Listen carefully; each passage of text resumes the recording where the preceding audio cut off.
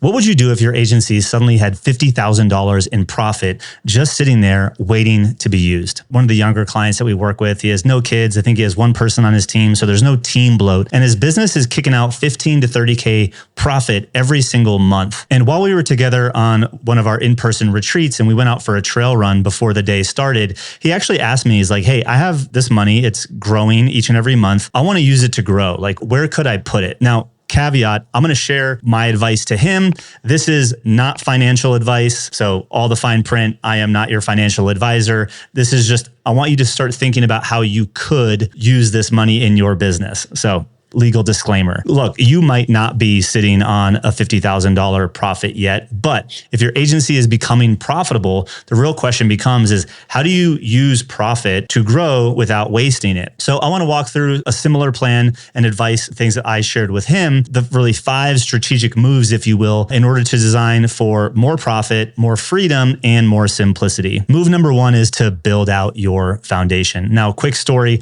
We had a client a few years ago. They had a really great month, but then they panicked when they had 2 clients churn back to back because they didn't really have any money in savings or kind of that rainy day fund. Now, the client that I'm talking about today, who has that profit kind of stacking each and every month, he already had this in place. That obviously was something that I shared with him, but he's already doing it. So for you, I believe that if you don't already have this, the first move is how do I start taking this profit and build out both a personal war chest, and I usually recommend like 3 to 6 months living expenses, depending upon, your living situation and or where the economy is at. Again, not financial advice, but that personal war chest gives you peace of mind. So it lets you say no to the wrong things.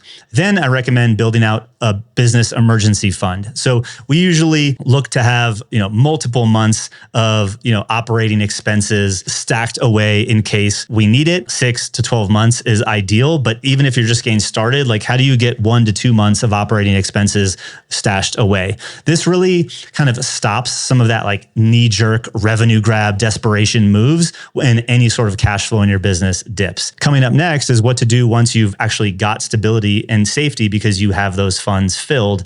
And that is where we want to start making move number 2, which is to buy back your time. Have you ever felt like your calendar is full, but like nothing's really moving the needle forward? Well, we had an owner who was working with us spending 12 hours a week on admin stuff that he absolutely hated. And so we showed him how to free that time for just $1,200 a month. So recommendation, things that you could be doing to get your time back is to hire a virtual assistant or project manager or some sort of operations support, depending upon where you need it, to delegate things like your inbox or invoicing or follow-ups. Now, there's a whole method on how to identify that. You should check out Dan Martell's book, Buy Back Your Time. It's amazing. But the question isn't what is it going to cost you? It's about what is it going to free up for you to focus on things that will actually grow your business. Next, once you have your time back, how do you turn it into predictable growth? Which brings me to move number 3, building a predictable revenue engine. So for my client that we're talking about today, he wants peace of mind, not just profit. So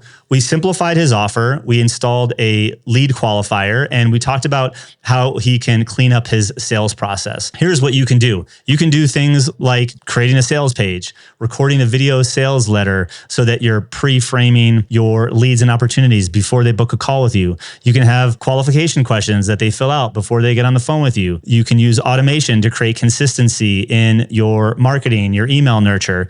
All of these things are starting to create predictability because once someone comes into your world, they're moving through step by step the process, the lead to client journey that you've designed intentionally. But all of that actually depends on how you think. And that's where I want to go next. So move number 4 is upgrade your thinking. There have been many times in my journey where I had tried to go at things myself.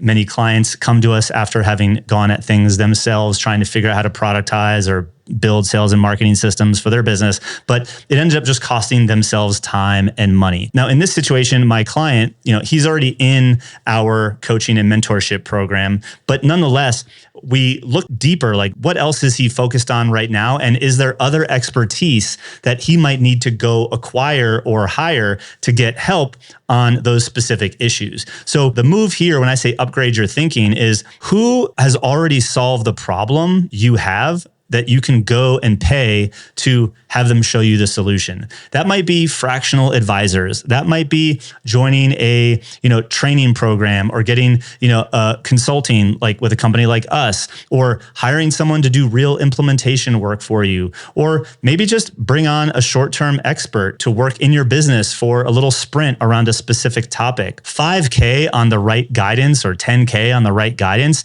could totally equal $50,000 saved later. So now that we've been installing some engines that are creating some predictability, we're looking for potential opportunities from mentors or consultants to up-level our thinking and accelerate the solutions to our problems by finding people that have already figured it out and paying them to help us. We want to start to lean into the leverage that we've been creating for ourselves so that we can continue to grow, which brings me to move number 5, which is starting to stack those leveraged assets. Imagine taking 1 week and turning that into a system that creates leads for the entire year. That's what building out evergreen assets can do. And so my client, he's already started building out his YouTube channel and his content, and following our YouTube client machine process, he's now getting those videos to drive leads into his business. So every time he publishes a video, he's tapping into his ideal market, and those people are opting into his business. We're having him make sure he's choreographed his marketing and sales funnel. So what are the lead magnets that he's using to pre-frame the problem that his ideal prospect has, and then building out the email sequences that will follow up with those leads while he's sleeping or 24/7, no matter what he's doing.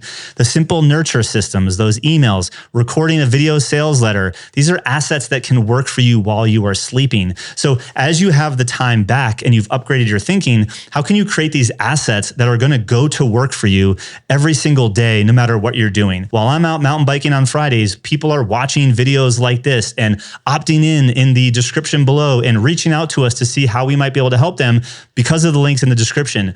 Every time one of those videos, it compounds, it's working for me. That is what we call leverage. So let's say that you have that $50,000 in profit, you're investing in these places. Let's say you take 10, 20K of that, whatever that is. If you invest that into stacking these assets for yourself, these leverageable assets, building these assets inside of your business, that can buy you a year of deal flow if used correctly. Now, the final move, the one thing that everyone wants to do first, but probably shouldn't, is to just start spending money on ads. This was actually a question that he brought up. He's like, can I just start spending ads to bring more people to me? And again, I would love the idea of ads. They accelerate what you already have. But like I said, he hadn't built some of those things out yet. So the mistake is just skipping ahead to ads before we've built some of these other assets. So only now, with the time back, with the systems, and right marketing funnels in place and that leverage that we've created for ourselves, does it make sense to test things like paid traffic or hiring a commission sales support?